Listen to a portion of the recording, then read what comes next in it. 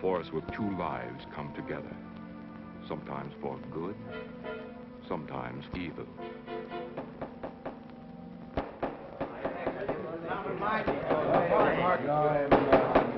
I say, Williams, is out of line out there. I'm definitely against it, Williams. Seems to forget we have our stockholders to answer to. Phone Mrs. Williams, Della. Tell her to be ready in about an hour, and I'll pick her up. Yes, sir. You phone San Rafael and see if those papers are on the way over from the executive. Yes, Will.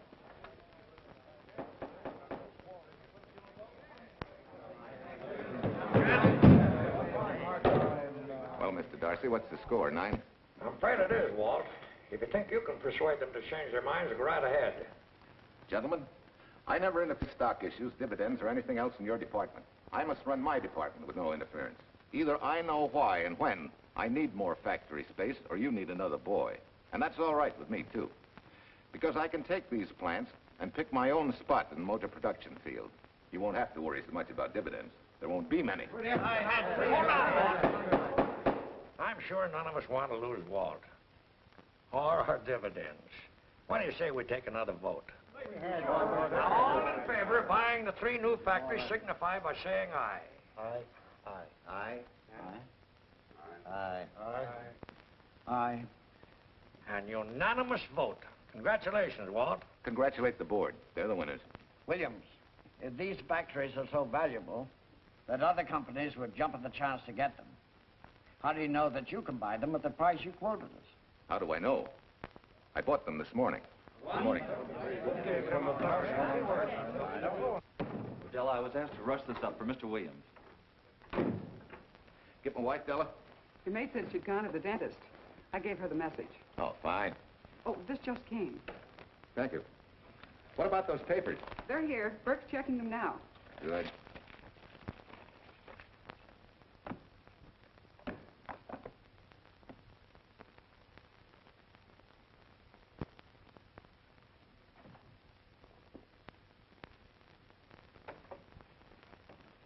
Congratulations, Walt. Take a look at Clause 4. Those provisions haven't been clarified yet. Oh, no? I wanted to leave for Tahoe right away. Get Judge Deering on the phone, will you? Never mind. I can get faster action if I run out to San Rafael myself and stick with them till they're right. Yeah? Mrs. Williams on 3. Oh, put the blueprints of that new diesel in, will you? I want Jackson to see him. Hi, Duchess. I'm afraid now we won't be able to leave till about 5 o'clock. What? You're not going with me? But I counted on it. But I thought as soon as Dr. Harris took care of whatever it was, I'd feel better. I don't. Stupid thing still aches, and I certainly wouldn't be a very desirable driving companion. No, seriously, darling, you run along and buy your little factories and hurry home. I'll send you back to the office. And cheat me out of my goodbye kiss? Not a chance. I've got to drive over to San Rafael. I'll stop on the way. Love me? Bye, dear.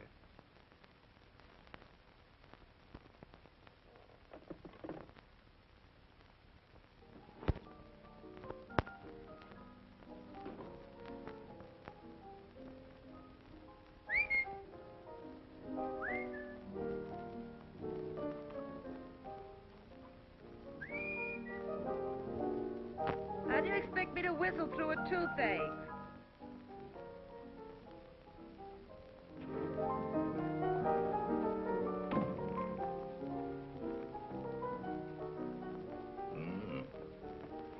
Nothing in the whole world smells as sweet as you do, Duchess. Certainly don't feel sweet. I was grouchy as an old bear. Well, old Doc Williams can give you something to fix that. Close your eyes. Relax now. Take a look at that, see if you don't feel better. Oh, Walt. Oh, darling, it's beautiful.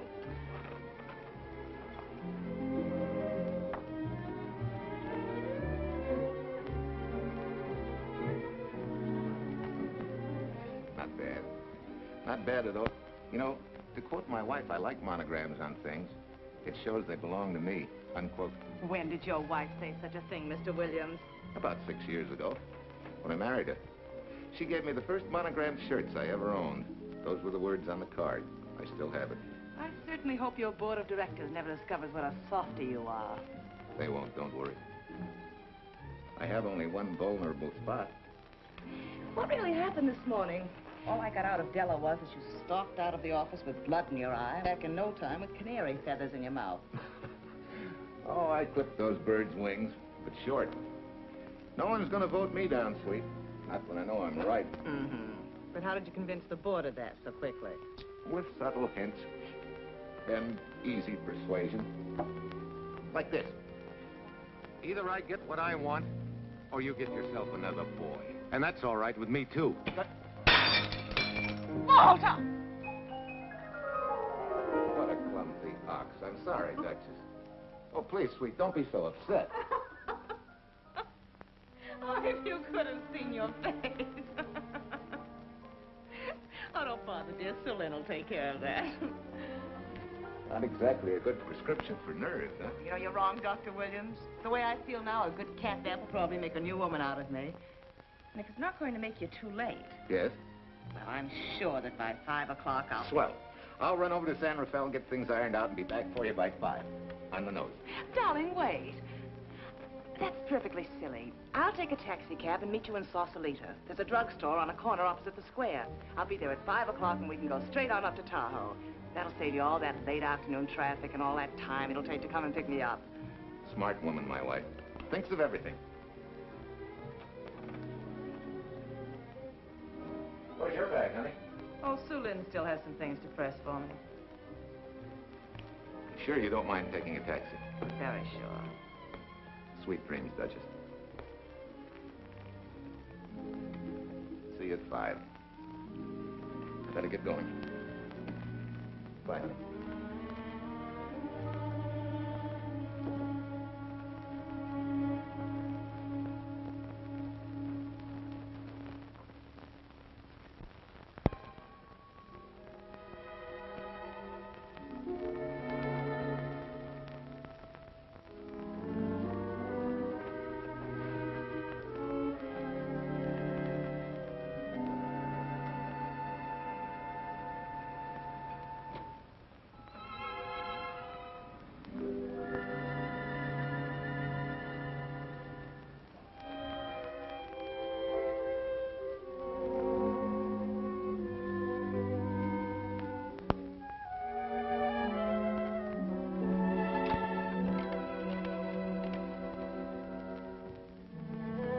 Long distance?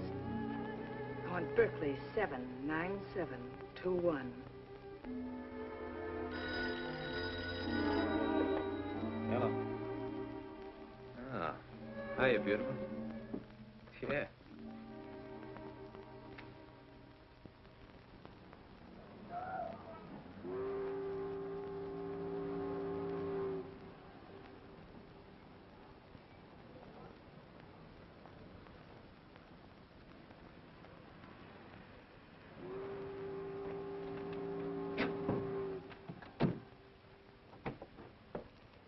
Here. Don't forget, turn this stuff over to a bellboy at the airport hotel in Oakland. Tell him to hold it for Jack Burns. Jack Burns, the airport hotel. That's right, I'll be checking in later. What do I owe you? $1.15 a here. All this stuff back to Oakland. Yeah, here. Buy yourself a new kid. Thanks.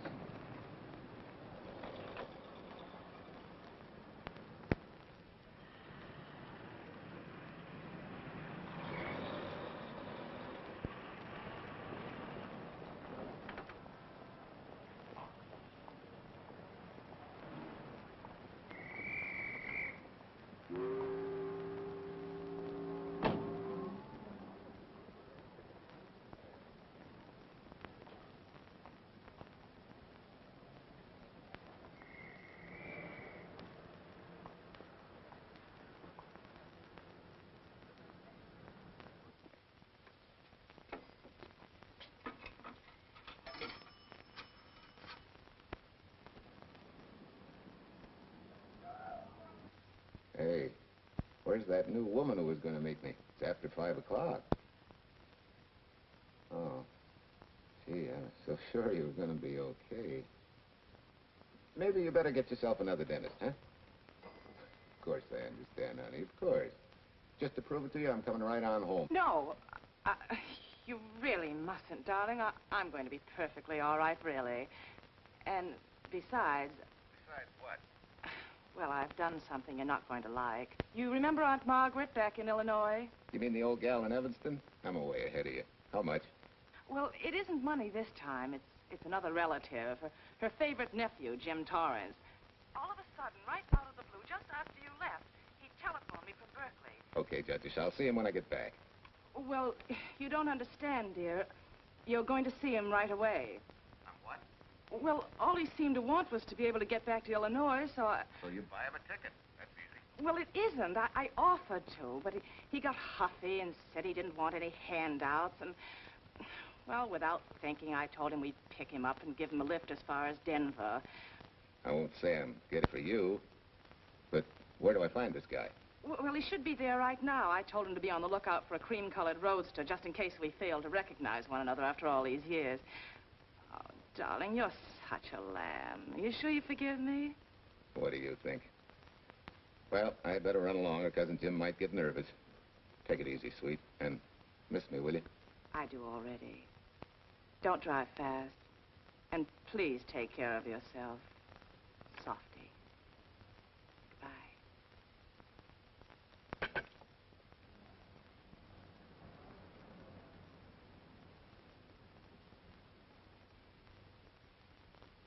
Hello, Della?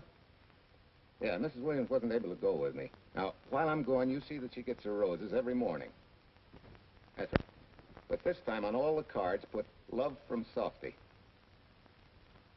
Yeah, S-O-F-T-Y.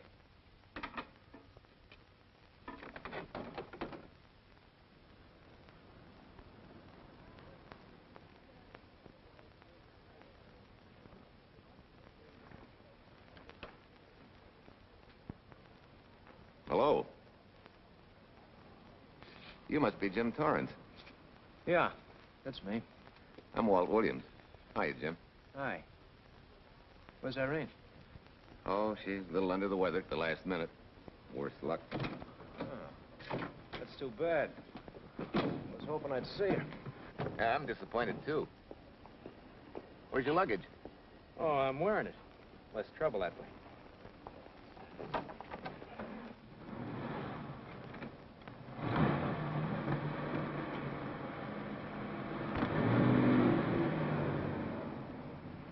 Irene tells me you're heading for Illinois. Yeah. Going been a little rough, huh? Haven't exactly been worried about my income tax. What's your line, Jim? Oh, guess I'm a better salesman than anything else. You know, I can give you a couple of letters when you get back to Chicago. It might help you. It's fine. Little in with the top brass never hurts. What outfit were you with? Patton's Third Army. How was it? Oh, rough. Except for the time in Italy. I kind of liked it there. Patton's outfit never got to Italy. Of course. But most civilians never know or care, and I figured you didn't either. Well, I fooled you that time.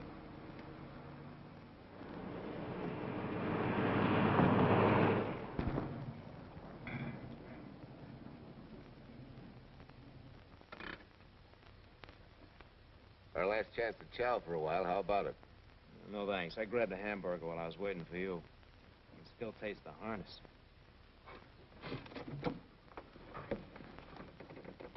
Sure you won't change your mind? No, I'm gonna grab a little shut-eye.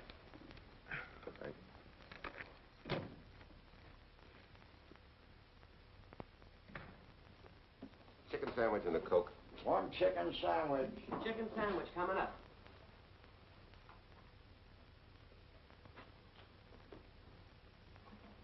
Give me change for $1, will you? Yes, sir.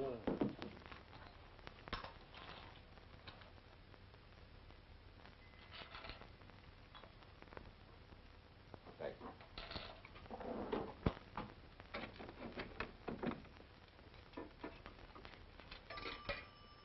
San Francisco. Klondike 2, 6714.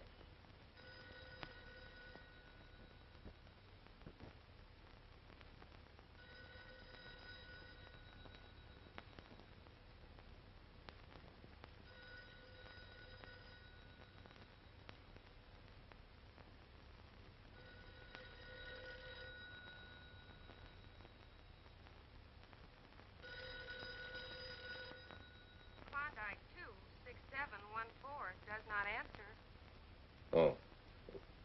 We'll try Sutter 1, 2599, please. Bayview Apartments. Oh, yes, Mr. Williams. No, your maid isn't there tonight, sir. Well, she said Mrs. Williams was taking something to make her sleep and wasn't to be disturbed. But perhaps... No, don't disturb her. Just leave a message that I won't forget about a certain problem. Mm-hmm. I think I have it, sir.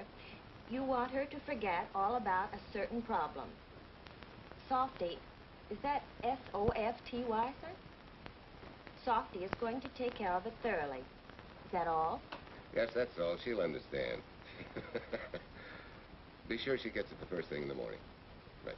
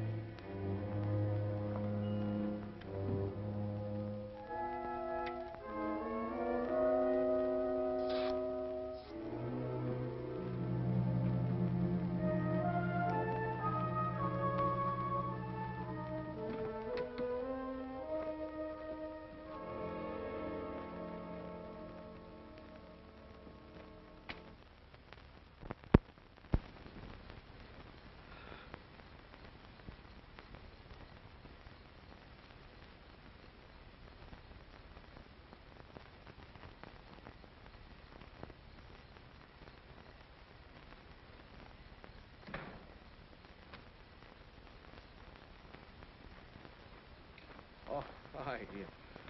It's been so long since I've been behind the wheel of anything but a Caterpillar or a Jeep. I had to find out what a real buggy feels like. Why don't you drive for a while? A swap. Nothing would suit me better.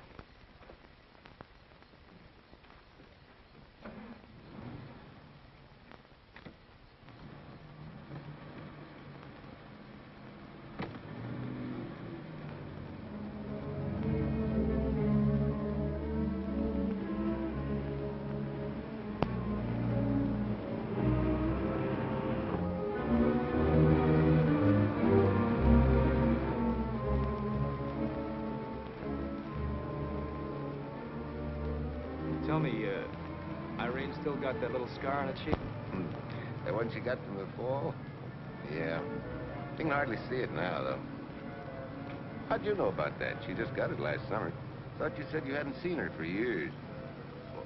Oh, from Aunt Margaret, of course. How else? She always sends me the news in her letters.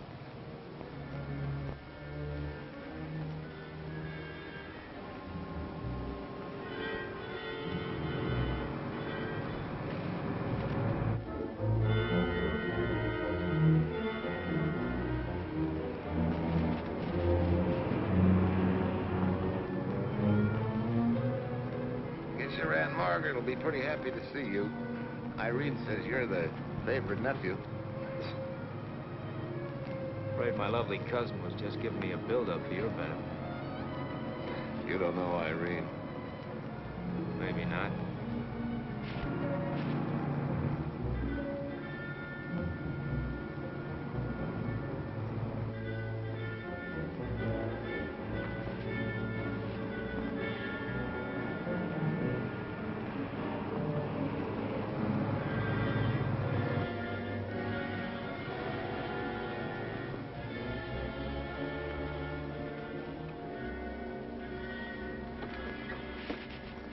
What's the matter?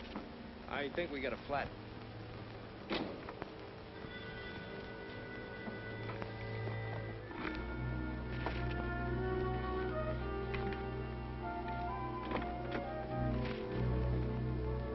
Yeah, flat as a flounder.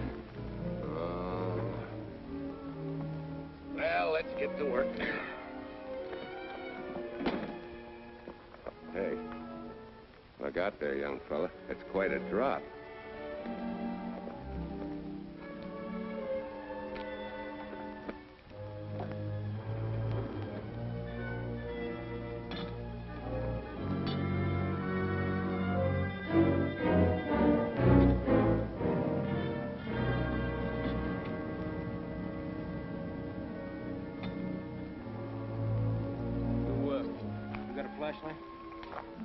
I think I have.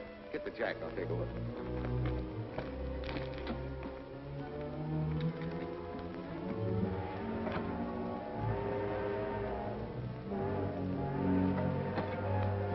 Did you find it? Yeah. Yeah, it won't be long now.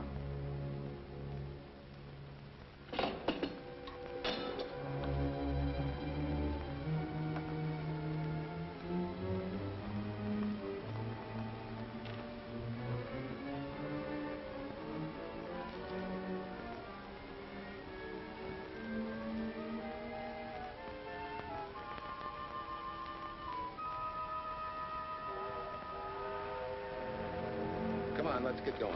Wait a minute. Did one of your cufflinks fall out? Huh? Something dropped. I heard it fall right down there at your feet. Oh. Well, he must have rolled under the car.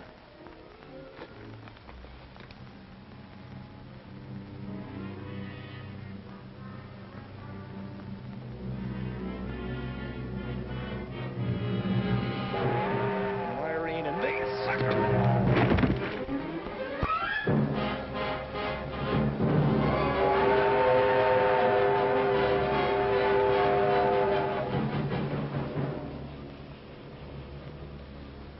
Hello.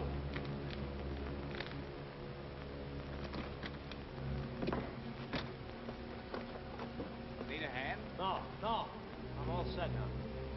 Okay. Good night.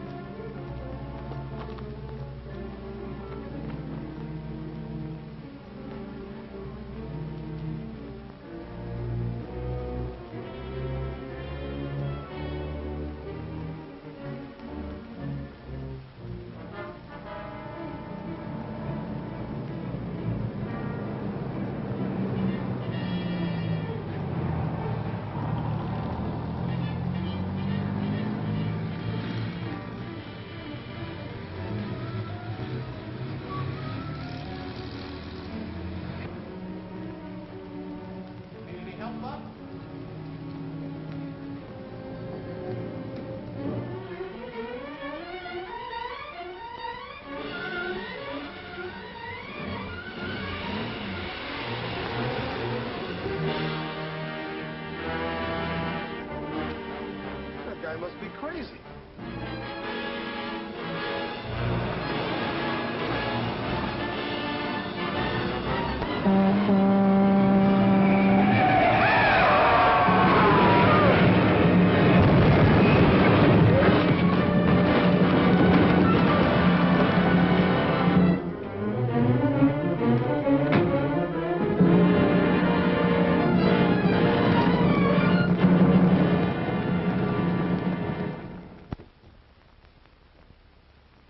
Now, in case my husband should be late and have to rush for his plane, this will be taken care of. Thank you. Tell Mrs. Burns to 302.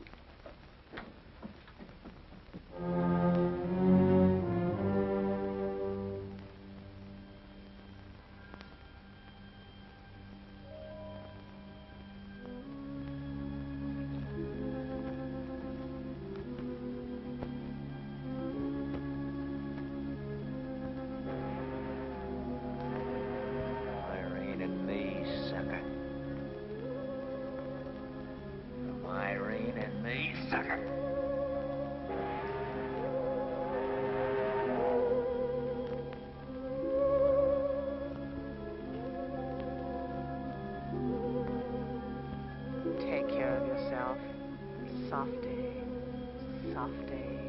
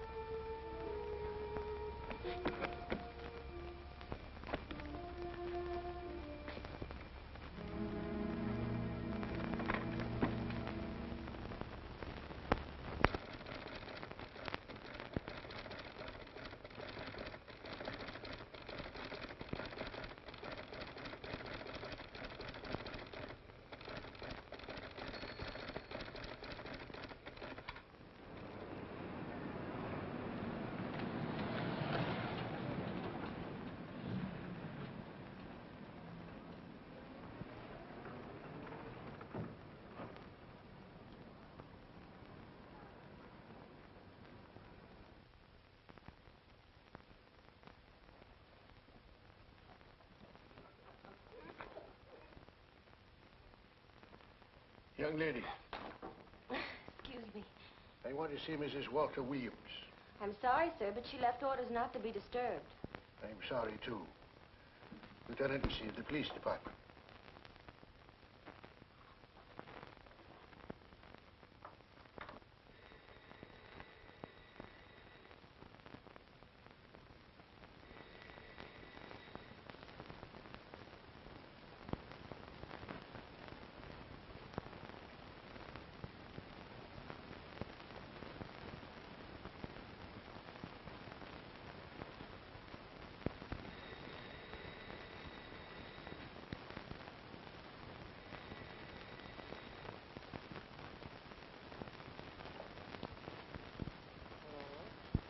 I left orders not to be.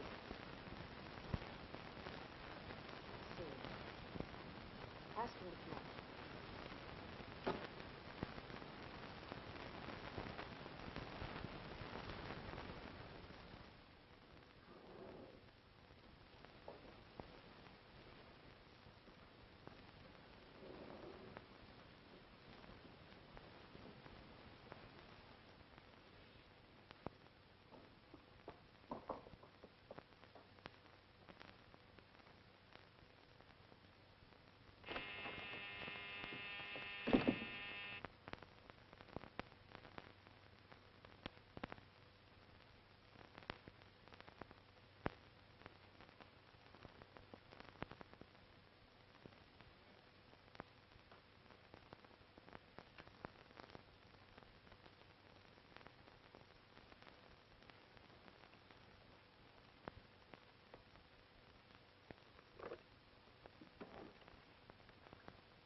Yes?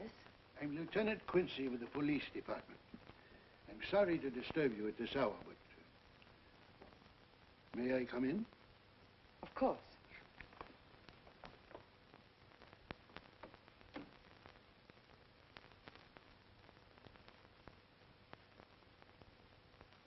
Well, Lieutenant?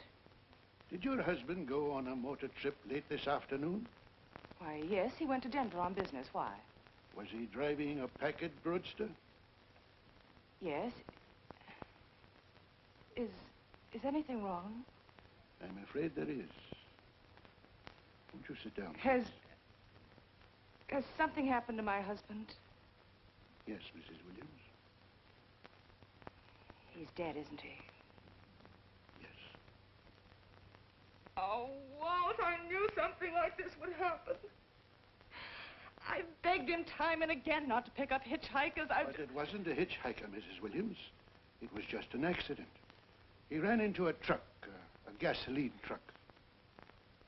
You mean there was fire? He must have been driving pretty fast. I don't think he felt anything after the crash.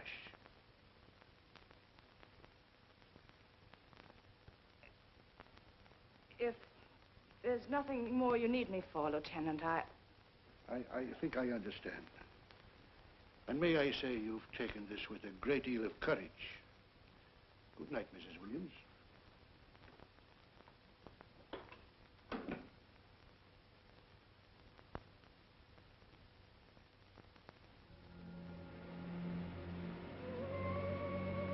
take care of yourself. Softly. From Irene and me. Softly.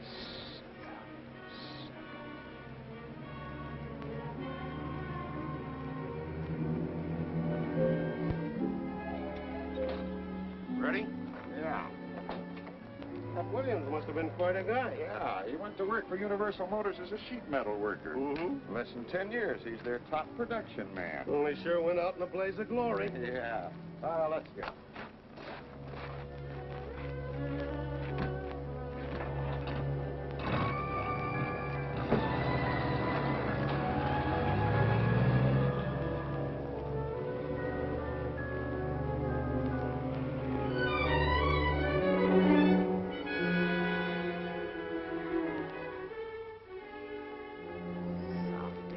From Irene and me. Sucker. Sucker. Sucker.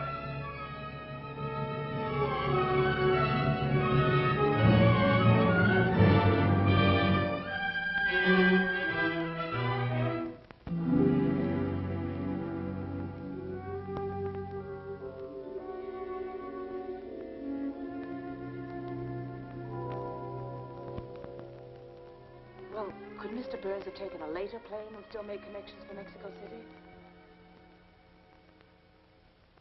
I see. Yes? Here's some telegrams for Tai Tai. Just put them under the door, Sulin.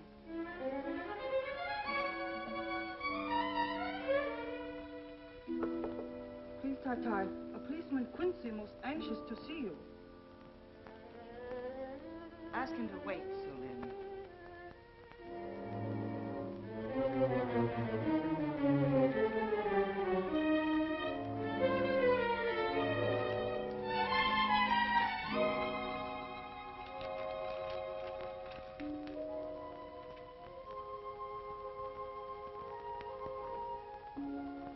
Mrs. Williams will see you presently. Will wait, please.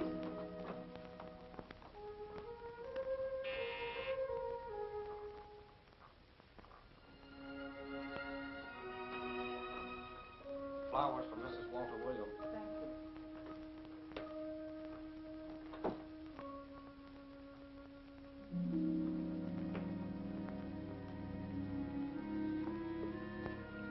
Roses like Mr. Williams always sending when he's away. You seem to have been very fond of Mr. Williams. Sulin is honored to have served him 5 years, and he... I'm sorry to keep you waiting, Lieutenant. I wouldn't be disturbing you again if it wasn't necessary. And I would be keeping you but a moment. You're being very considerate. Won't you sit down?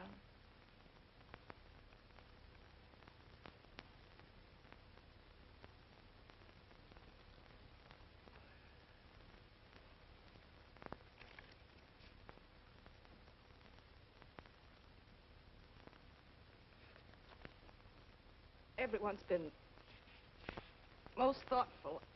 And why shouldn't they be? Forgive me.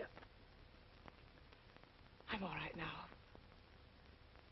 What was it, Lieutenant? The state police would like to have some information. They found some wavy skid marks for quite a distance on the road, as if the car had been out of control when it crashed. Tell me, was Mr. Williams a reckless driver? Why, no, he was a fast driver, but certainly not reckless. Well, was he a heavy drinker? Quite the contrary. But what about his health? Could he have had a heart attack and lost consciousness before the accident? Why, no, he was in perfect health, but he'd been working much too hard lately and was overtired.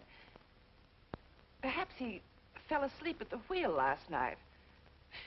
Oh, poor darling. If only I'd been able to go with him last night, he might still be alive. Well, maybe so and maybe not. You mustn't blame yourself, Mrs. Williams. Fate plays an important part in these matters. Your handkerchief.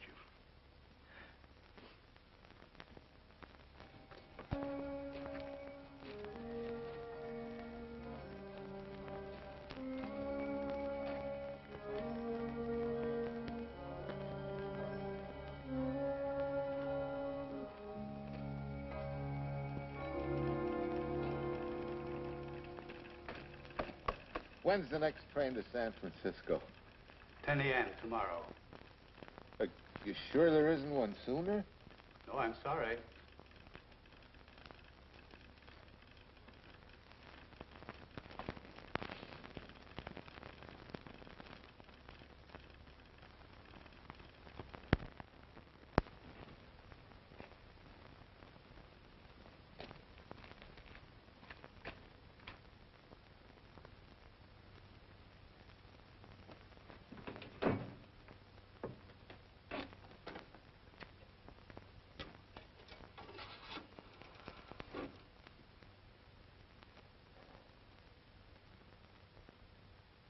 We have a circuit now, sir. Evanston. Calling Mrs. Margaret Hubbard's residence in Evanston. One moment, please.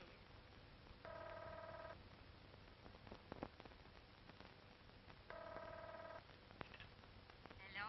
Mrs. Margaret Hubbard? Yes? Who's this? Long distance. I have a call from Mr. James Torrance. Who? Mr. James Torrance. He's her nephew, Jim Torrance.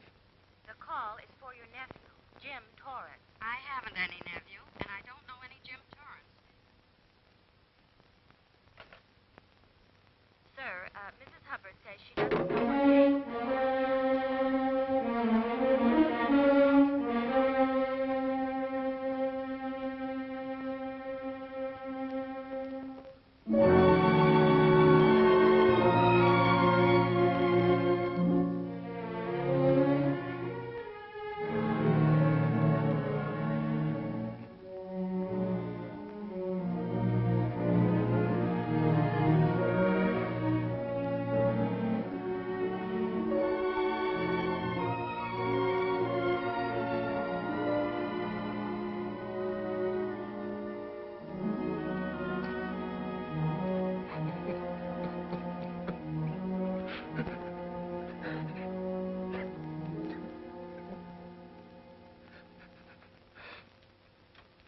What's the matter, son? Looks like you need a doctor. Doctor? I can't leave the station, but old Doc Bender's just across the road there. Yeah. Doctor?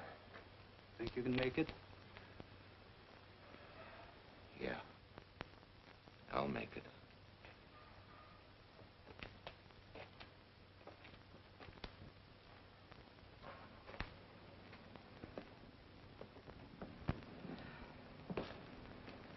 Now, take it easy, man. There's some concussion there. You've got to watch your step for a while. Yeah.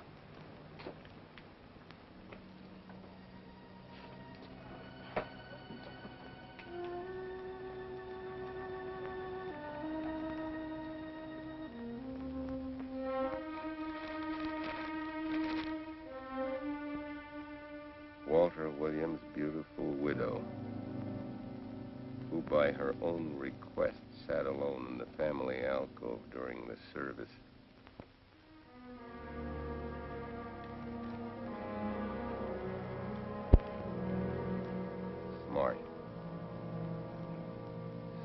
have caught her licking her chops.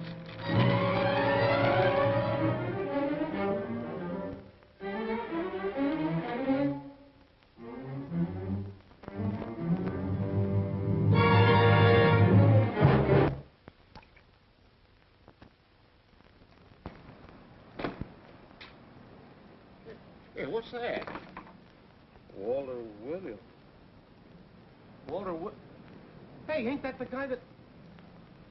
For the love of Mike, what that briefcase doing here? He's dead. They did him a dirty trick if he ain't. Hey, now, wait a minute. Don't touch it. We better turn it over to the police.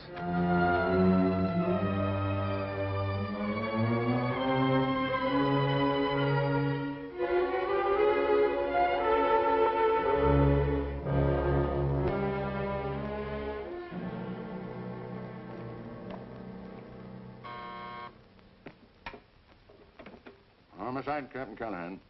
Oh, yes, Chief. The dope just came in from Washington. The fingerprints are those of a James Torrance. Yeah, I'm putting Quincy on it. Right. This sort of opens up a new can of peas on the Williams accident. There's the FBI reporting the guy. Playing with the lady's affection seems to come natural with him. All you got to do, Quincy, is find him. Yes, that's all I got to do. Last known whereabouts of Jim Torrance was in a moving van somewhere between Sacramento and Points East. Hey, wait a minute. Last known address, care of his sister, Mrs. Joseph Rossetti. Irving Apartments, Berkeley. Well, what are you waiting for, Quincy? Let's go. Torrance leave any forwarding address? No, he said he was going to send it to me. Sorry to trouble you. Oh, Lieutenant, if you should happen to hear from him, will you let me know? There's an unpaid telephone bill and a bundle of laundry. Laundry. Let's have a look.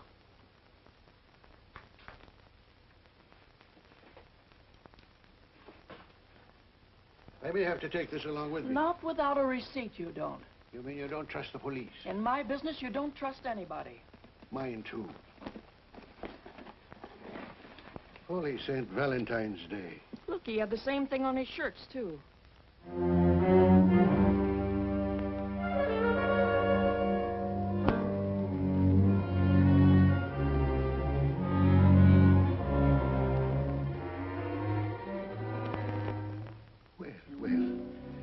Romance in your late tenant's life. Did you ever see the lady? You know, I never did. But I always knew when she'd been here, the wonderful perfume. I'll lay you 10 to 1 she's a rich widow. Could be. Wait, I'll get you his telephone bill. Pretty fancy stuff for a hitchhiker. Yeah, but he's a pretty fancy hitchhiker. According to the shirt maker, a certain lady in the town had these made special. And they're just like her husband's.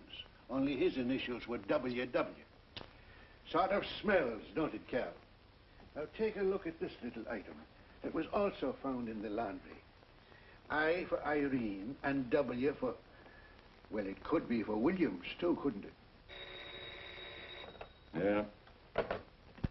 Homicide, Callahan speaking. Hello? Oh, hello, Fitz. Hello. What news? Oh? Any luck? Both days, huh? Swell. Have it typed up and sign it. This report of Fritz will be a nice little topper for this pile. His checkup shows calls from Torrance's phone to Williams's private number, and a flock of them going the other way, including one on the 7th and several on the 8th. The 8th, since you've forgotten, is the date of Walt Williams' accidental death. Well, that ought to be enough to get an indictment out of the grand jury. Go pick her up. I'd like to play a long shot first. It might give us 2 for 1. Well, take them one at a time. A bird in the hand is not going to lead us to its mate. I'd like to give the lady a little more rope. Well, Thanks. I thought you'd agree.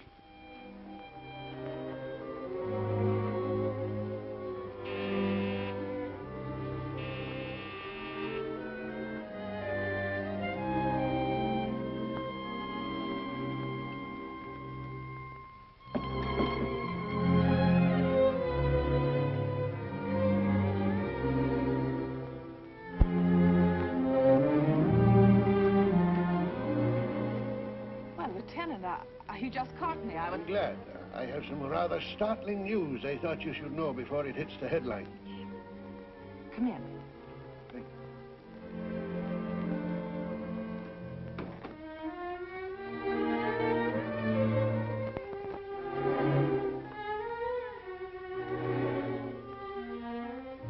Sit down, won't you, Lieutenant? Thank you. I'm very anxious to hear about news. It seems that your first hunch, remember, that a hitchhiker was responsible for your husband's death? Well, Mrs. Williams, you may have been right. I don't understand. Your husband's briefcase turned up in Kansas City yesterday in a moving van that had stopped at the scene of the accident that night. Apparently, the murderer made his getaway in it. That explains the wavy skid marks that made us suspect your husband was ill or unconscious at the time of the crash. Yes, I suppose it does. And by now, the man is probably out of the country and never will be found. Don't you worry, Mrs. Williams. There were fingerprints on that briefcase. And as soon as we get the FBI report from Washington, his identity will be known and his description sent out on police broadcast. Oh, we'll find him all right. But just now we're keeping things quiet so the murderer will feel safe until we are ready to close in on him. Yes, I can see the wisdom of that. Yes, I thought you would understand and cooperate. As soon as we know his name, it is possible that you might recognize it as someone with a motive. There's that possibility. You know I'll do everything I can to help. I'm sure of it. Now I'll run along. You'll hear from me. I'll let myself out. Don't bother. And don't worry. Good day.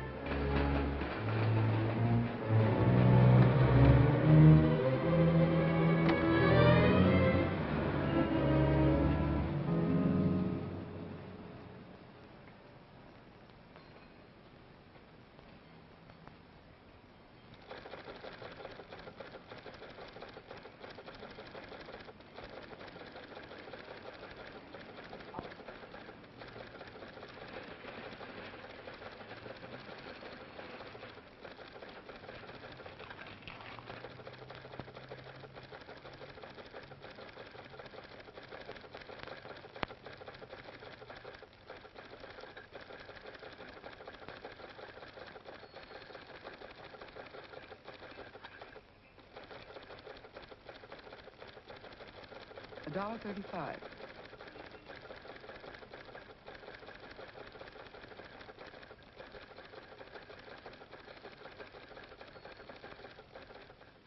See, everything after the letter J in the first name has been obliterated by heavy writing over it. The only impress letters legible are those between words or before them, like RNS at the end of this name here, and the Hotel Santa here before the word Evanston. Well, Tom, don't you think it's about time you retired? Why, there isn't even evidence there of Mrs. Williams' intent to communicate with Torrance. And who do you think she beat apart to the telegraph office to wire to? The League of Decency? I'll tell you what I think, that you should have brought her in when I first told you to. By the time you get her now, she'll have figured out a way to tip Torrance off. He'd be that much tougher to find. Not unless she's tipped him off from your office. Ernie's got her on ice waiting for you.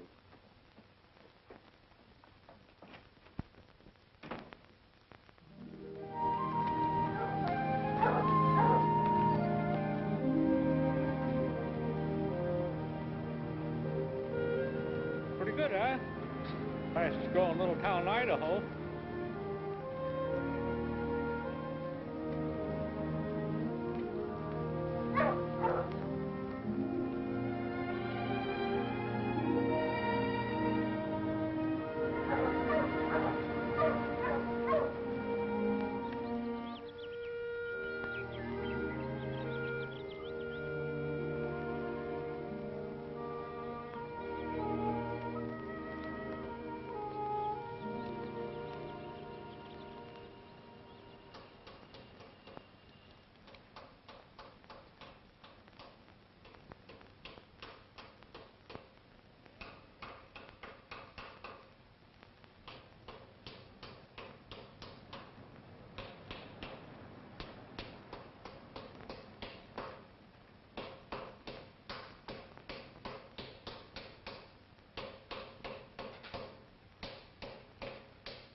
have a heart, son. You trying to wreck that engine?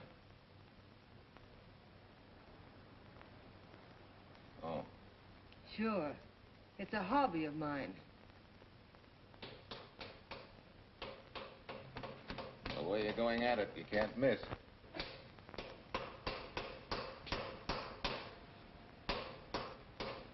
Here. I just can't let you ruin that beautiful motor. Start her up.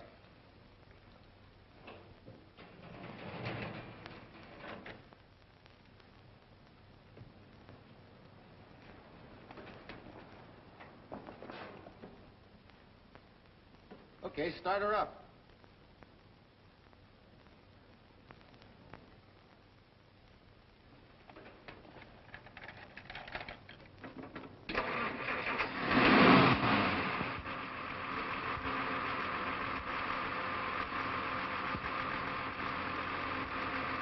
Shut her off.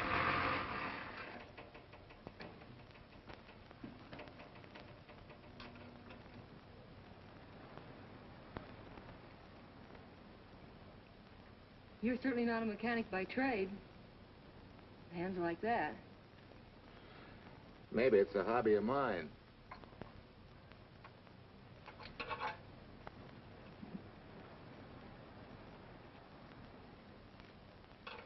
Gee, what happened to your head? Perhaps I was talking when I should have been listening. Okay? Okay by me. A lot, Hill. So long, Marsha. Bye.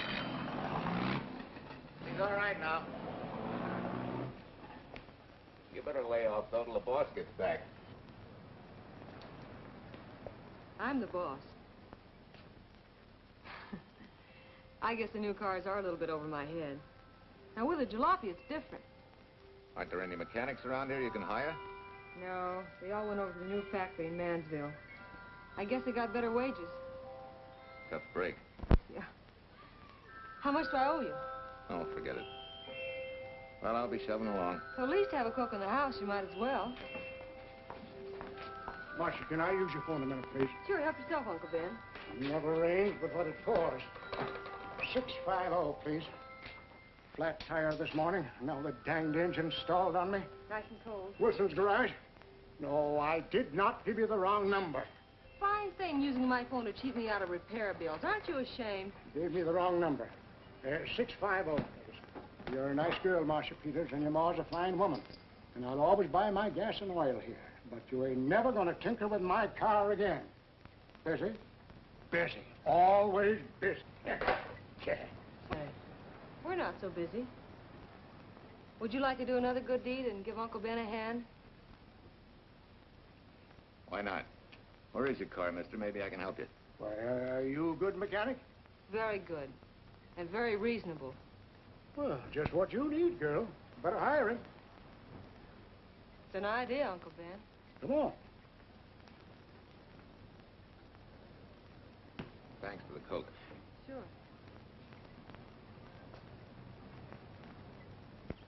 Well, I got Uncle Ben fixed up all right. Nothing but a sticky carburetor valve. Bye. I hope he paid you. What for? It only took a minute. You're certainly not money conscious, stranger. There. This is no kind of work for a girl. Well, somebody has to do it if I want to stay in business. And I want to.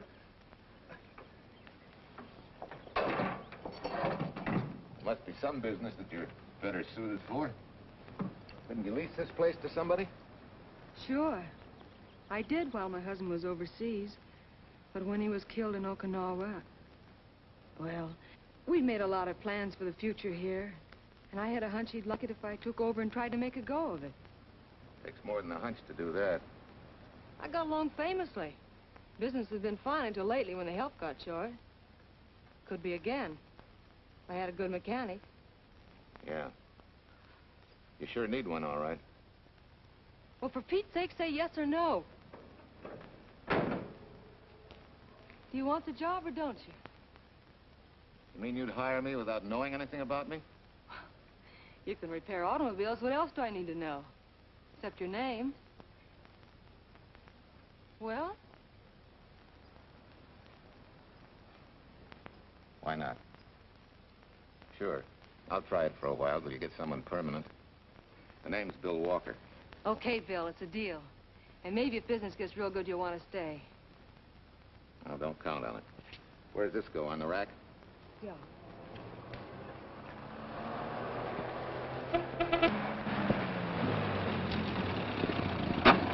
Marsha!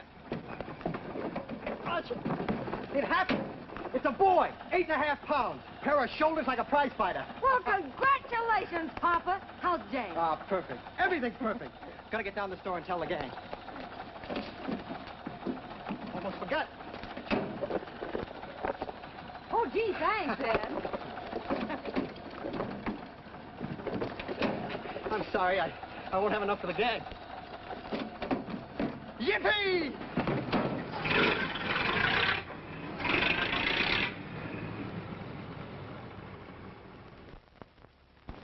Maybe you can use this token from the slightly delirious new father.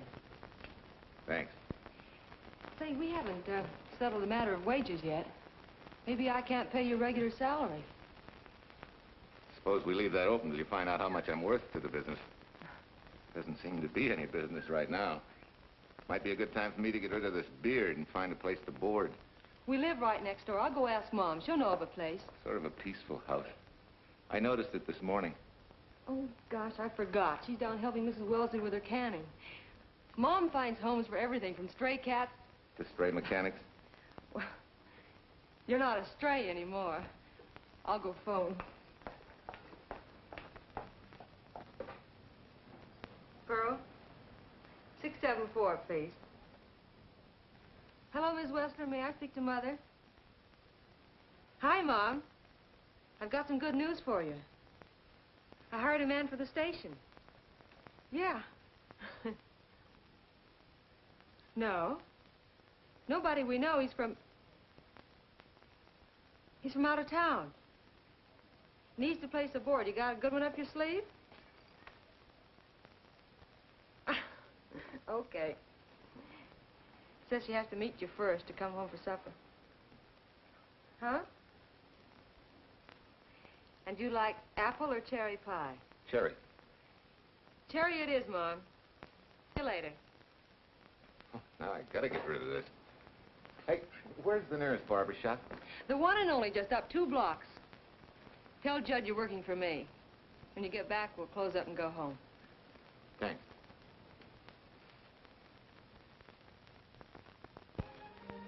Well, that's real nice. You must have had a good bringing up, young man. Thank you for the young man. We thank thee, O Lord, for thy bounty, and ask thy blessing on this food, and on the new friend who shares it with us. I hope you're good and hungry, Mr. Walker. Who wouldn't be? And Marsha, she eats like a sparrow, with all the hard work she does, too. May I have your plate, please? Well, she can start taking it easy now. Boss, the help. Thank you. She never takes anything easy. Has to put her whole heart and soul into everything she does. Well, now that you're through with me, Mom, how about Bill? Have you thought of a place for him to stay? Well, why can't he stay right here? We have a spare bedroom going to waste. And I think you like my cooking. Like it? That's very kind of you, Mrs. King, but it seems an imposition. Imposition? Nothing. That's good business. I can get back what I pay you in board and room. Well, Marsha, what a thing to say. If you'd like to stay, we'd like to have you. We have some more vegetables. Mrs. King, you have a boarder. May I have a biscuit, please? Oh, excuse me.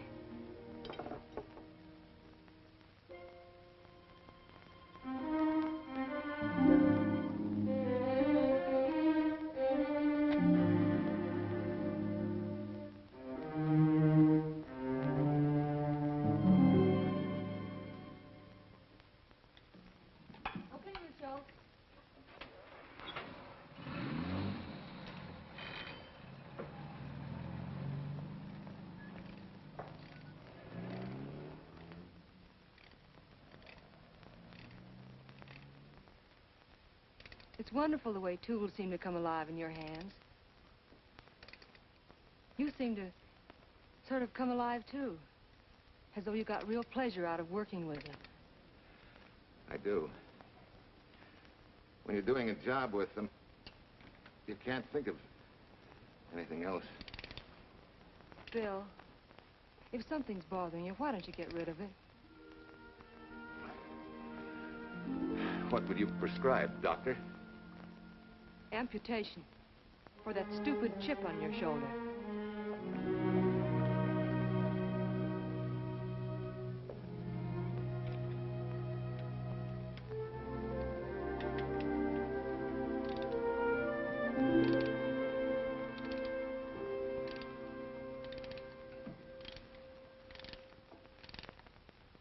What you need is a ring job. Save yourself some money. Gee, Bill, with the baby and everything, I just can't afford it now. Oh, we'll take care of that. Hey, boss. How's Ed's credit? Good enough for a ring job? Well, sure, if I can hold Junior as collateral. Oh, not a chance, fella. Never mind her. I'll do it on my own time. Oh, thanks, Bill. Maybe we'll see you tonight, huh?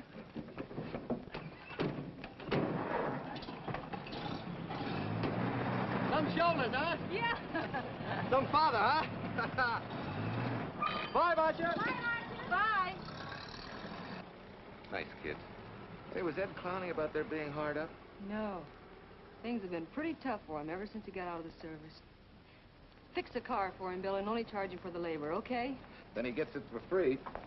I'd already done knocking that off. Say, we could make it an anniversary present. Anniversary of what? Junior's arrival, and mine, 3 months ago today. Time certainly flies. That was a lucky day when you came to MP service. Your work's been bringing in a lot of business. I'm glad of that. Hated to have fallen down on Mom and you. Say, look, boss, why don't we three celebrate tonight and go to the movies? Ed said he and Jane were going. Well, that lets Mom out. She'll be babysitting. I'd love to go, Bill. I haven't been in ages. Here's your opportunity. Go to work.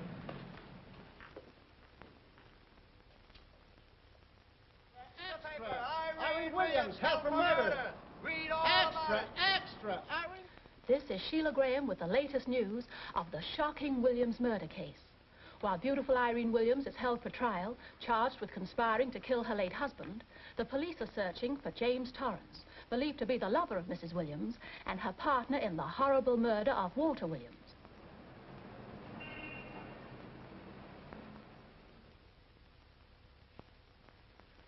If I'm handling your case, my dear Mrs. Williams, I want 1/3 of everything you get.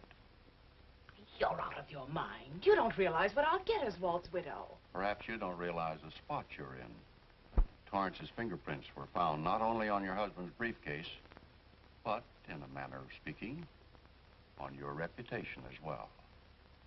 There's a detective named Quincy, a very smart cookie. He isn't exactly for you.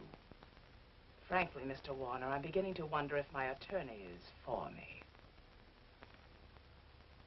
Underestimating the enemy's ammunition would scarcely be wise. Now, if we can get to trial before Torrance is found, he'll never get a conviction. But... But what? If he shows up, we may have to fry him. Oh, no. Let's not cross that bridge until we have to. But if it comes to a choice, we're not going to burn, are we?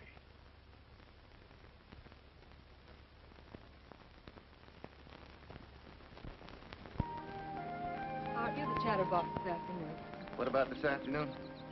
Oh, I'm sorry, boss. I guess it was wool gathering. You're supposed to do that in the spring. Is there anything you don't know? Yes.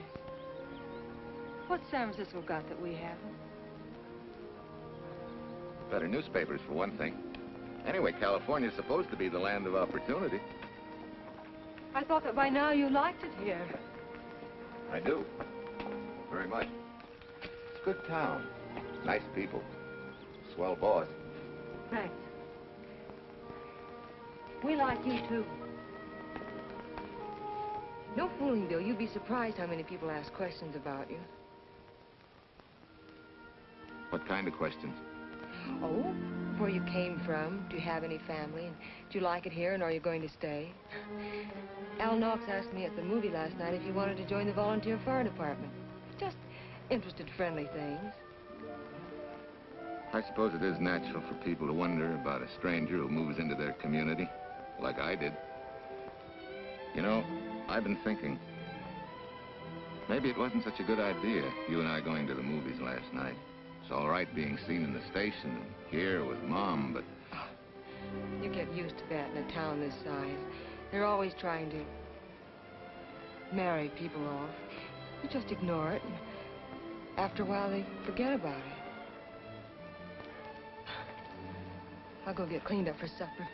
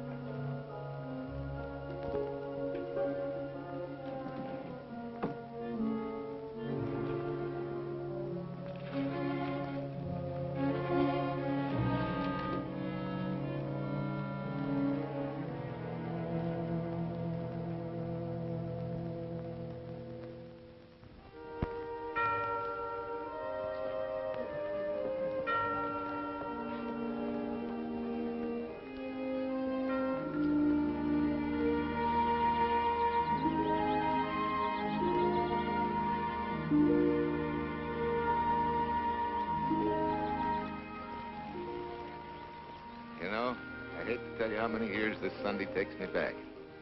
Did you always fall asleep during the sermon? I wasn't asleep, Mrs. Peters. I merely closed my eyes to concentrate. Oh, so that's what you call it. I had to nudge you to stop you from nodding. Quiet. You're disturbing my reminiscent mood. Even smells the same. Could be the same bees buzzing in the same clover. As they say, you can take a boy out of the country, but... A rolling stone gathers no moss. It has to stop rolling sometime, doesn't it, Bill? Sometime, maybe. We grow a very becoming shade of moss here in Larkspur. Don't you think? You grow a lot of nice things here. Anyone in particular? You'll have to skip the answer to that one. Someone tore it out of the book. You're married, aren't you, Bill? Yep. That's right. You must have loved her very much to have been hurt so deeply. To be so afraid of someone, even yourself. Maybe it's better that way. Then no one gets hurt. Bitterness and hatred hurt everyone. Can't you see, Bill? They're like a wall that shuts out all the sunshine from a garden and lets everything wither. Make room in your heart for something else, can't you? I guess this is my day for sermons. Sorry. As Mom would say, you never get rich minding the other fellow's business. Hey, that's a flyer. I'll be seeing you.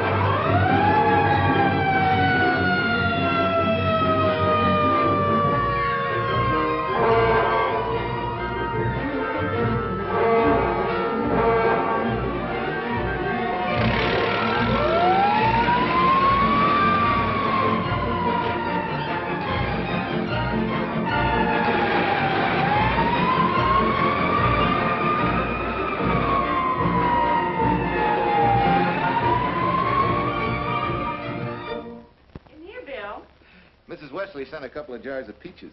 Said you helped her can them. Oh, thank you.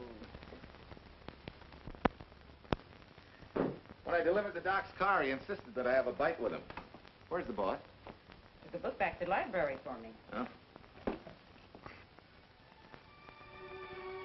What a day. Hey, what's the idea? Are you darning my socks? Well, I thought a drawer full of holy ones isn't doing you much good. I found it when I put fresh papers in your bureau yesterday. You have a heap of things that need mending, haven't you, son? Does Marsha know? Do you think I'd tell her? This is your problem, Bill. Because I found out about it doesn't give me the right to tell anyone else, not even Marsha. When you trust folks, you trust them, and you give them a chance to work out things the way that seems right to them. How can one little woman be so big? Don't forget, it's a lot easier to be tolerant and understanding at 50 than it is at 25. Yeah, Mom. I'm going next door for a while. Grandma Thompson's ill.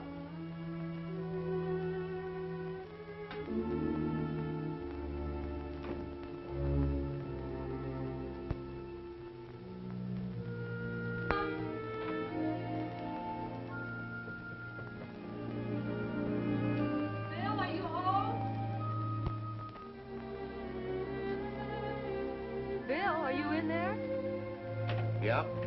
Mom went next door, Marsha. Hi. Do you work awfully late? Oh, about 6. Anything wrong? Come in. I want to tell you something. I'm checking out. Has something happened? No, just... I'm doing what I should have done a long time ago. Moving along. But why, Bill? My name isn't even Bill. There isn't any Bill Walker. I'm Walter Williams. The late Walter Williams. Walter Williams? I don't understand. You may not even after I've told you, but at least you'll know the whole story. Sit down, please.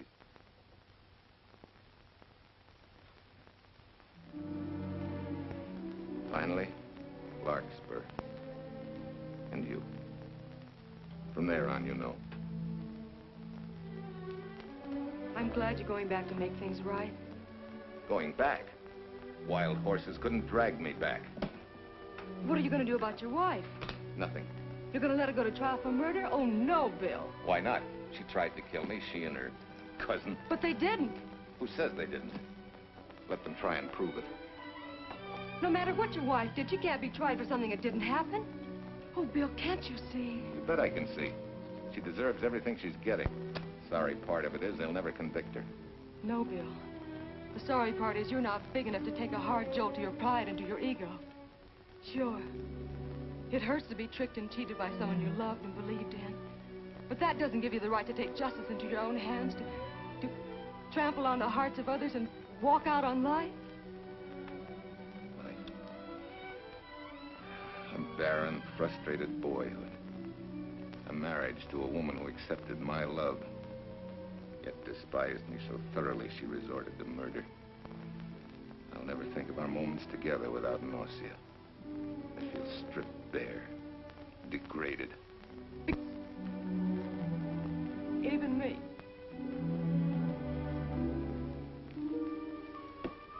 Oh, Bill, please. Don't destroy the one chance we have for happiness. We haven't got a chance. Doing the right thing never works out. I know. In this world, you turn the other cheek and you get hit with a lug wrench. Forget me, boss. Try and forgive me.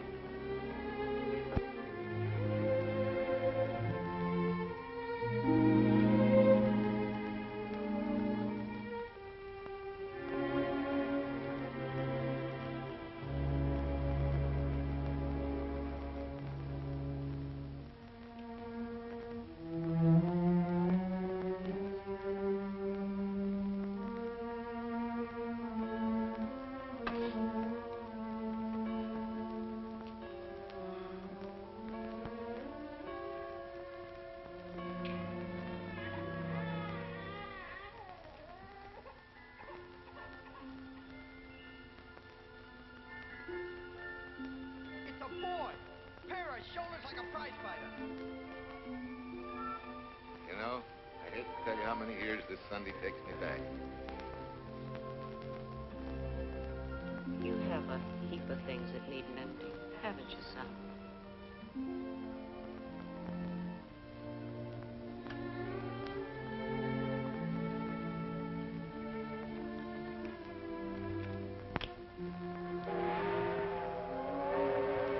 Take care of yourself. Softly. Irene and me.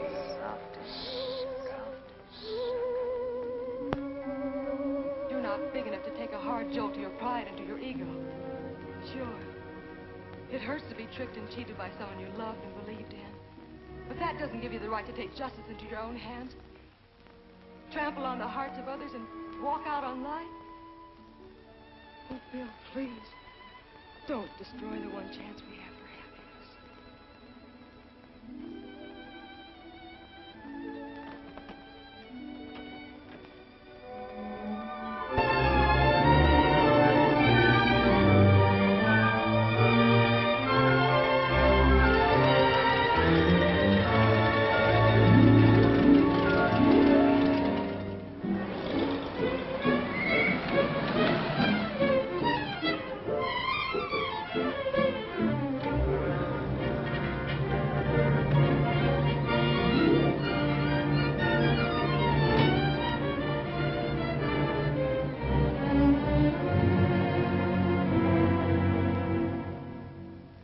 Mrs. Peters was kind enough to come along to substantiate at least the Larkspur portion of what I've told you.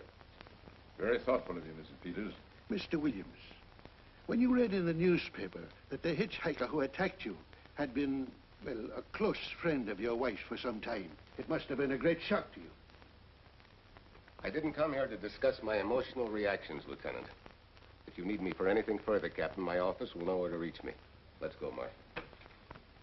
Just a minute, Mr. Williams. We'll need your signed statement for the grand jury when we ask for your wife's release. It won't take long to be typed. Yeah? All right.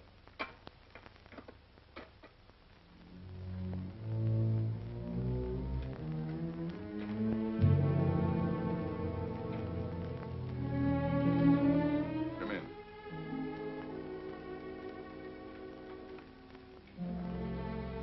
Sit down.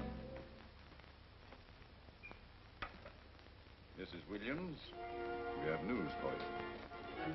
Really? I can scarcely wait.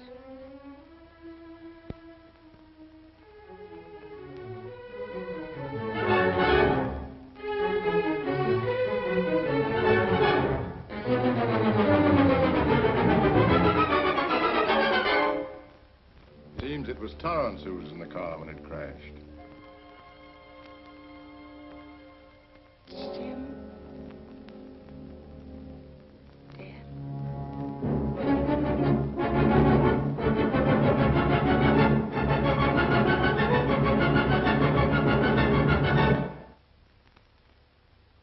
You did it. You killed him. No. He tried to kill me. Thought he had. And he ran into the truck. It was an accident. An accident? You wait all these months to tell this story. You let me rot in this filthy jail. Wait a minute. You let everybody believe you're dead. Pretty convenient, wasn't it? A dead man can't be tried for murder. Mr. Williams, perhaps your wife would understand better if you would explain to her about the amnesia. Amnesia? Oh, don't tell me you believe he had amnesia. Where's he been all this time, just wandering around in a daze? Tells us he's been in Larkspur, a little town in Idaho, working as a mechanic in a service station. Run by Mrs. Peters here.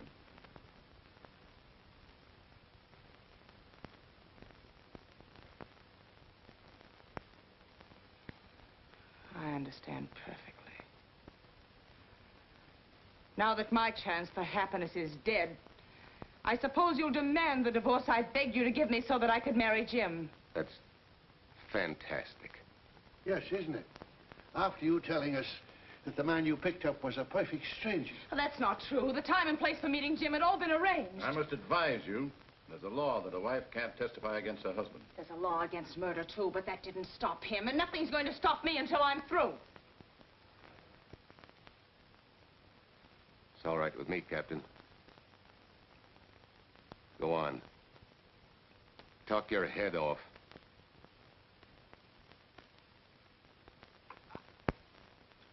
I was to have gone with him to Denver. He insisted on it, although I was quite ill. Several hours before we were to leave, he came home. There was a violent scene. He threatened to kill me unless I agreed to give up Jim. And I wish he had. This is incredible. Not one word that she has said is true. Then you have nothing to worry about. Mrs. Williams, was there a witness to the threats you mentioned? No. Unless the maid overheard. She was in the apartment. In fact, she picked up the pieces of the vase that he threw at me. Where is she now? I don't know. She left me suddenly after all this began. Please, could the questions wait? I feel rather ill. Will you have Mrs. Williams ready for the grand jury at 10 o'clock tomorrow morning? That's all.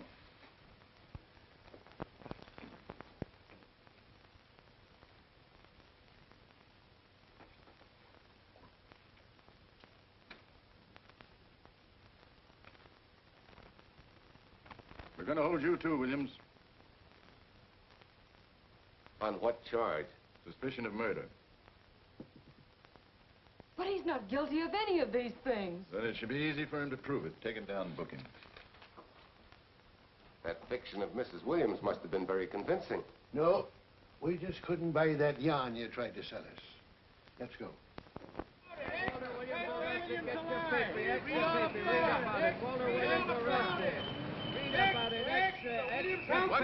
What's the white freed and murder charge? Extra, get your paper. Walter Williams charged with murdering wife mother. Extra, get your paper. Irene Williams goes free.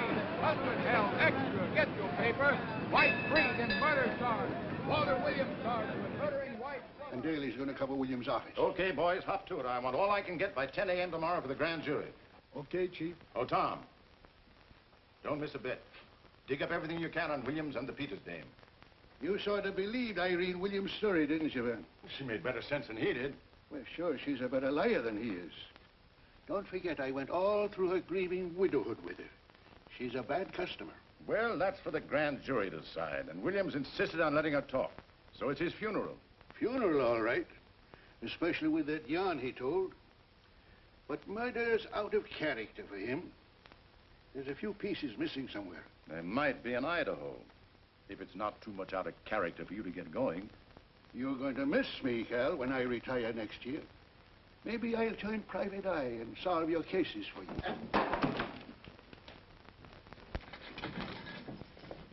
Mr. Williams? Thanks. Sort of deal from the bottom here, don't you? Sorry, Williams. Okay, Williams.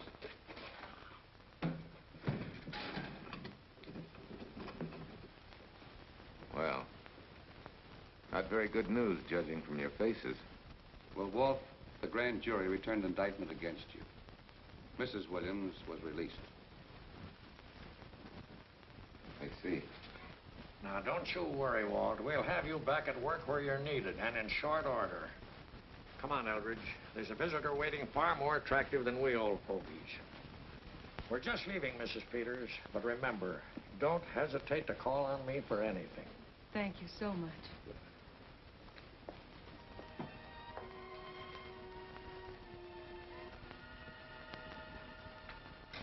Hi, boss.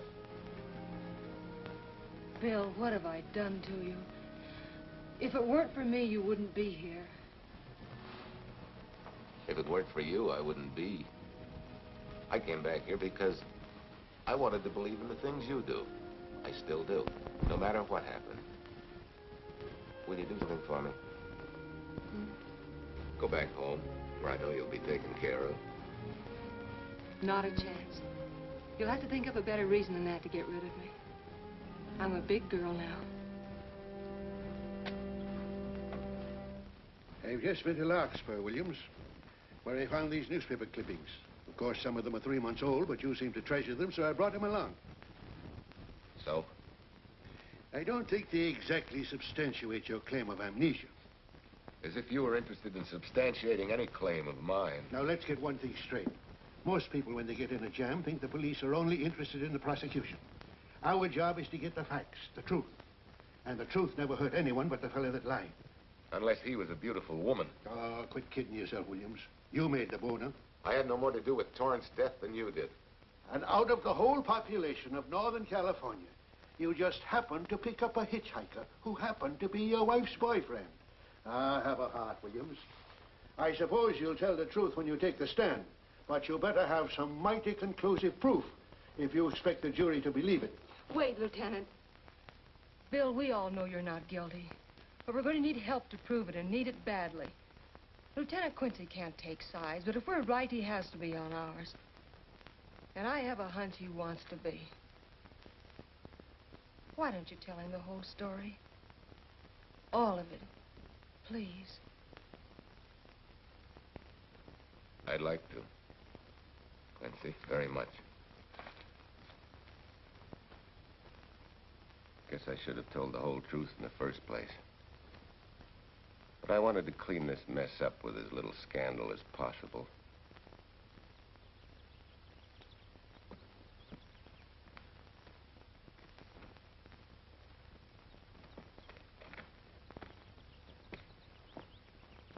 Well? No sign of the lug wrench or anything. My dear Mrs. Peters, will you please stop trying to be a detective? How many times do you think the police have combed this spot for any kind of evidence? Now, be a nice girl. Take Mr. Williams' advice. Go back to Larkspur. What time is it? It's only 4 o'clock. We still have time to go back to town and go on our hunt for Sue Lynn. Now, look here, young woman. You've had me on the run since early morn. But, Lieutenant, the maid seems to be our only hope now. We've got to keep looking till we find her, that's all. That's all? Wait. She was naturalized, wasn't she? Suffering chopsticks. Quincy, you dumb flatfoot. This Sue, what's her name, was Chinese born. If her port of entry was San Francisco, there'd still be a file on her, photo and all. Let's go. Back to town. Immigration.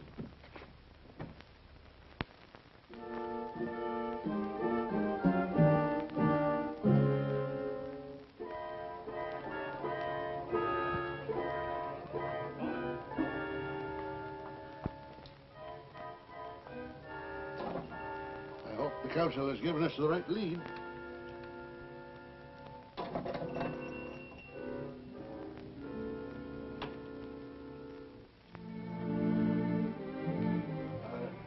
You are Singh? Understand? You savvy English? Also French, Italian, and Hebrew. May one ask what is desired? We're looking for Su Ling Chung. The Chinese consul said you were her uncle and might tell us what she is. This daughter of my brother, has she offended the honorable police? Oh, no. They just wanted to ask her some questions about Mr. Williams, the man she used to work for.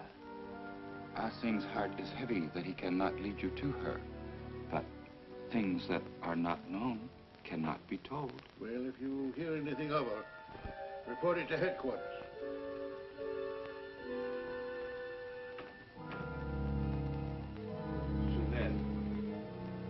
Untruth is not good for soul, and not wisdom when told to policemen. Better for the soul to be kind than to be wise.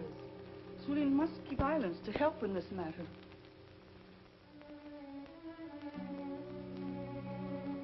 You know, you're quite a gal. In case I haven't told you lately. You're just too easily pleased, that's all. There must be a way out. Why can't we find it? Oh, buck up, boys. Tomorrow, another day. Yesterday you go to trial. Bill, I'm afraid. And the state intends to prove, beyond any reasonable doubt, that the defendant, Walter Williams, did, with malice aforethought, kill the deceased James Torrance, whom he knew to be his wife's lover.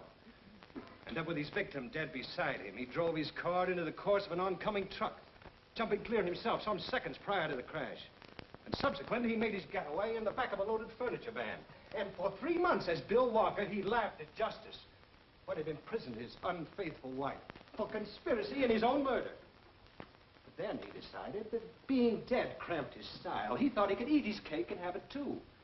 So he returned, most anxious to explain his long absence and to right the dreadful mistake that had imprisoned his wife for 3 months. Ladies and gentlemen, it was a cold-blooded, premeditated murder and must be punished to the fullest extent of the law. Call the first witness, please. Captain Callahan, did Walter Williams tell you what suddenly cured his amnesia after 3 months? No, he did not. But he did tell you the man that struck the blow which caused the amnesia was a total stranger, a hitchhiker he had picked up. Yes? And that he knew nothing of this man's identity or relationship with his wife until he suddenly recovered from his amnesia and heard or read the details. That's what he said. That's all. Thank you, Captain. Your witness, Counselor. No questions. No. I saw no signs of amnesia, but definite concussion. He was a bit evasive in answering questions, but not vague or unsure. In your opinion, Doctor, could this head injury have been caused by a fall? Yes. If the head had struck on some object, such as a stone or a metal pipe. That's all, thank you. Your witness. Dr. Bender, are you familiar with a tool known as a lug wrench for changing automobile wheels? I'm afraid I am, sir. I've had a regular epidemic of flat tires lately. Well, then, in your opinion, could this head injury which you treated have been caused by a blow from a lug wrench? Yes. It could have been caused by that, too. Thank you, Doctor. The ones with the earliest dates, you will notice, are heavily creased, as though they'd been carried in a wallet or a coat pocket. Thank you. Lieutenant Quincy, will you kindly tell the court where you found these newspaper clippings? In the bedroom occupied by Mr. Williams and Mrs. Peters' home in Larkspur, Idaho. Is this your handwriting, Miss Revere? Yes, sir. And that's the message, at least our record carbon of it. Would you read it to the court, please? June 9th, 8:32 p.m. Message from Mrs. Walter Williams, Penthouse D. Mr. Williams called, said he wants you to forget all about a certain problem. That Softy is going to take care of it thoroughly. Was there any other conversation? Well, I just asked if that was all, and he said yes, she'll understand, and sort of laughed as if it were a joke and hung up. Some joke killing the wife's boyfriend. That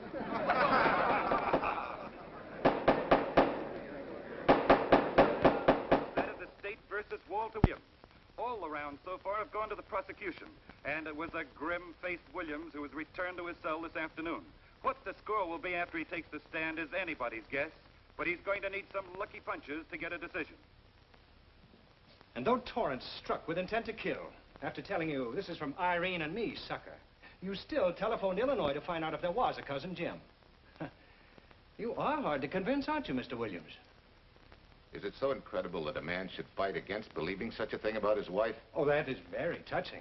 From a husband who planned a trip on which he intended to destroy his wife and did kill her lover. That's a lie. Your Honor, I object to the conclusions drawn by the prosecutor and move that it be stricken from the records. But, Your Honor, there is a corpus delicti, remember? Who was your wife's lover. Objection sustained. There's also her own story, which, in front of witnesses, you insisted she tell. And then we have your own two different stories from your own lips. One featuring a perfectly strange hitchhiker, the second an equally strange cousin Jim, without a questionable substantiation for either bit of fiction.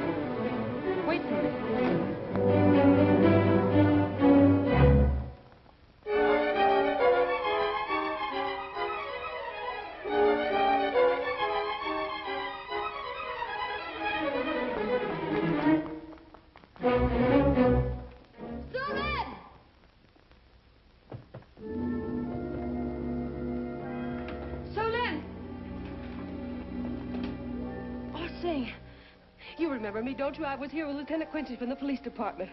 I just followed Sue Lynn up the stairs. I saw her come in here.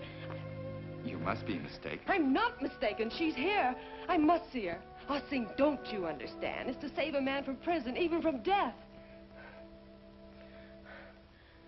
I will send her to you.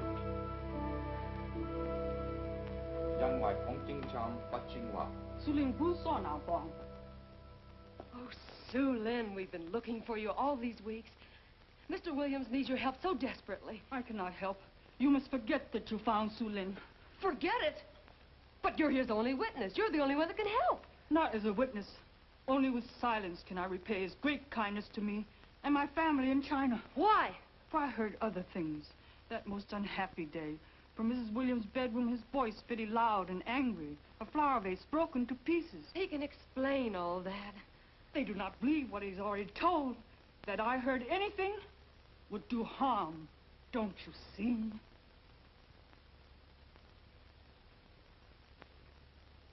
Yes. Much sorrow comes from women who know not honor and truth. And Mrs. Williams, she was not true even to that Torrance man. What makes you say that? That night when he was killed, her sickness was but wall of falsehood, behind which she could go secretly to a meeting place. You mean she went out that night? Sue Lynn, are you sure? Yes, because next morning in her bedroom I found street shoes that had been worn. Her coat on the closet floor with the sleeves turned inside out as though removed hurriedly. And in one pocket, a door key to some hotel. Sue Lynn, that's it. Proof that she and Torrance had planned to meet that night after he killed Mr. Williams. What hotel was it? Oh, I don't remember. The key. What did you do with it? Returned to coat pocket. Come on. We'll get to Lieutenant Quincy. He'll know what to do. And pray, Sue Lynn, every step of the way.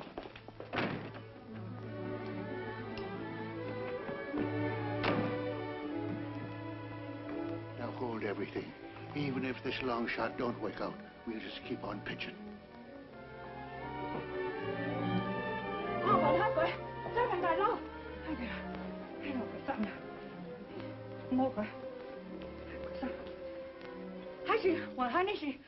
Here it is, yes. Room 302, Airport Hotel, Oakland.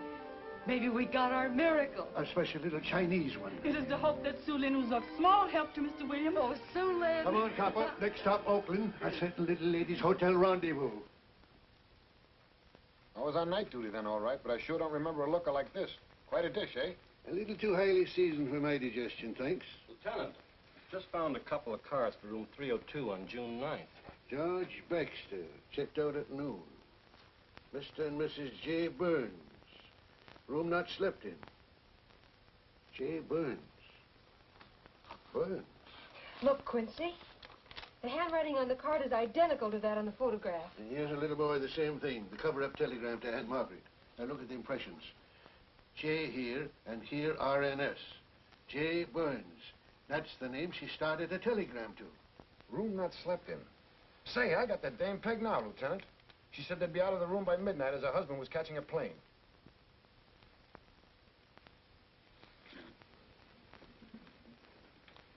But Quincy... Reservation for Sam Andrews.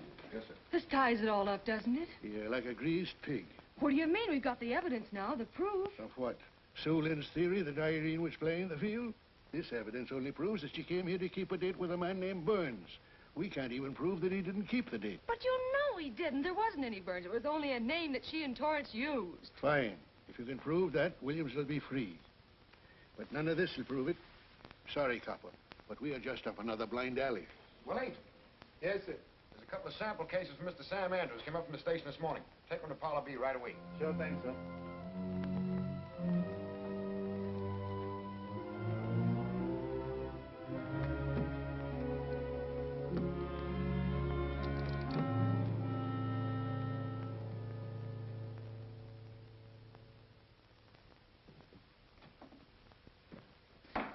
Seated. Case of the state versus Walter Williams.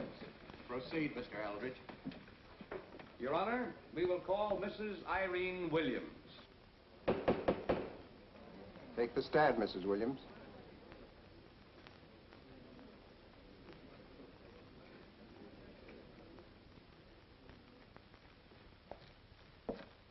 Raise your right hand. You solemnly swear that the testimony you're about to give in this cause to be the truth, the whole truth, and nothing but the truth, so help you God? I do. Hey, what cooks? The defense calling her? Mr. Eldridge, what's the purpose in calling this witness? Merely for purpose of identifying handwriting. Now, Mrs. Williams, this photograph of you... Was stolen from my apartment. So, according to the inscription, to Walt, my adoring and adored husband, Irene, this belongs to Mr. Williams. This is your handwriting, isn't it? Of course. I'm touched that he should have wanted it so badly.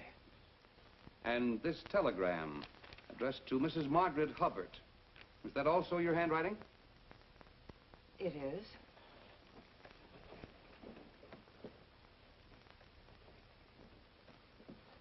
Now, Mrs. Burns, I mean Mrs. Williams, this photograph is inscribed to Jim, my adoring and adored Irene. Did you write this, too? I see no point in all this. Merely answer counsel's questions. Did you write it? I did. And these letters addressed to Mr. James Torrance, did you write them? Yes.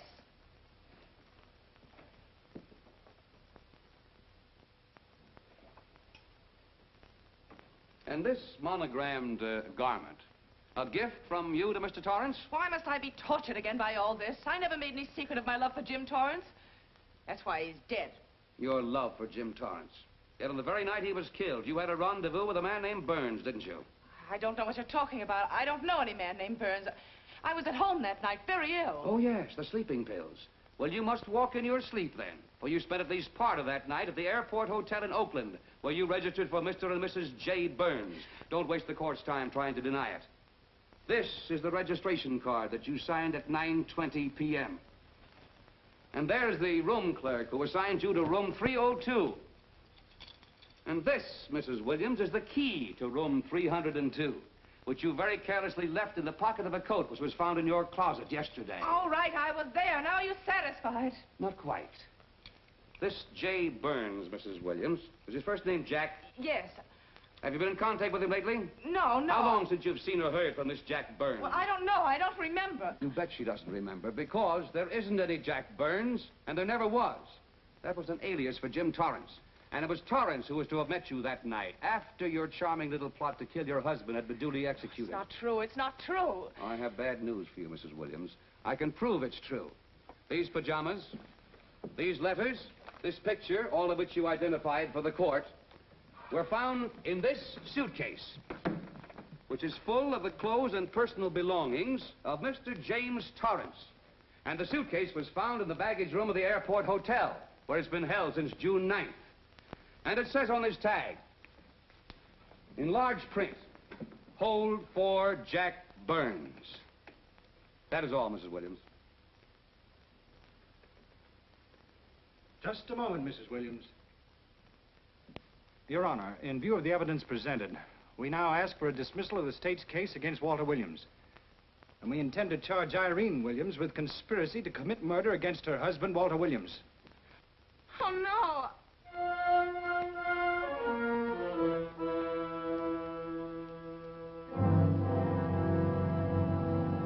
The case against Walter Williams dismissed. Court adjourned until 2 o'clock. Well, that's that, Walt. Congratulations, Mr. Williams.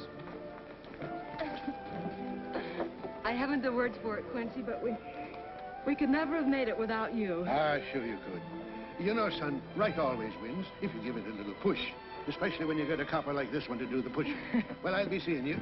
You know, it'll seem kind of strange being able to eat and sleep without someone getting in your hair all the time. Oh, fine, Walt. We're looking forward to having your hand on the wheel again. The Denver plants are waiting for you to open them. You think you can make it in the morning? How about it, Counselor? You bet you can. Oh, good. Well, I'll be running along. Well, you think you like Denver? It's okay by me, boss. Yes. Impact. The force with which two lives can come together. Sometimes for evil, sometimes for good.